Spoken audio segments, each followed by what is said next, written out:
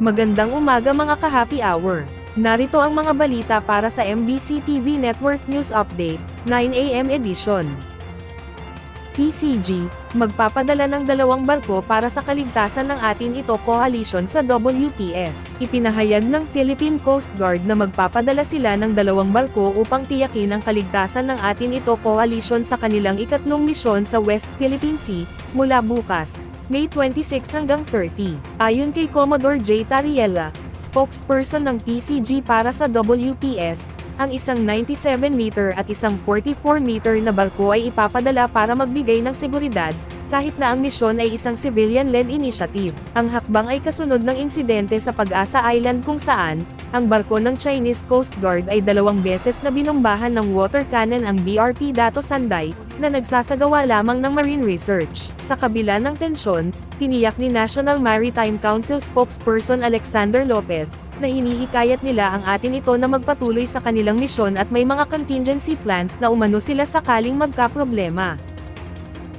Sa iba pang balita, PBBM, nangakong ibibigay ang buong suporta sa mga atletang Pilipino, matapos nitong buksan ang palarong pambansa. Nangako si Pangulong Ferdinand Bongbong Marcos Jr. na ibibigay niya ang kanyang buong suporta sa mga atletang Pilipino, matapos na formal tong buksan ang ika-65 palarong pambansa sa Ferdinand E. Marcos Sr. Memorial Stadium sa lungsod ng Lawag, Ilocos Norte. Ayon kay Marcos, hanggat sa abot ng kanilang makakaya, ginagawaan niya nila ang lahat para matulungan ang mga kabataan na maging mahusay na manlalaro. Aniya, ang pamahalaan ay palaging nakasuporta dahil ang panalo ng mga manlalarong Pilipino, ay panalo rin nila. Dagdag ng Pangulo, panalo man o talo, maituturing na silang mga kampyon dahil sa kanilang kahangahangang galing sa esports at dedikasyon na manalo sa kompetisyon.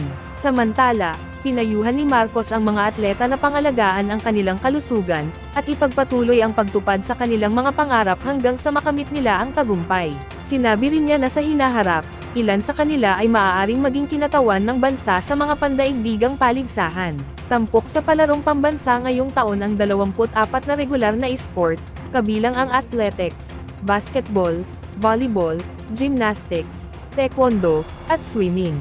Humigit kumulang 15,000 delegado mula sa 20 athletic associations, kabilang ang 18 rehiyon ng bansa, ang National Academy of Sports, at Philippine Overseas Schools, ang lalahok mula May 25 hanggang 30.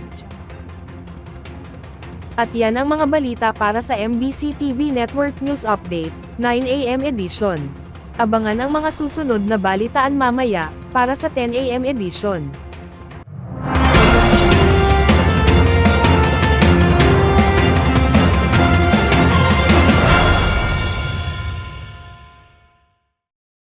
Mga ka-happy hour, kung gusto mong manood ang mga balita sa MBC TV Network News Update, mag-subscribe sa aming YouTube channel, i-like ang aming Facebook page, at i-follow sa aming TikTok account.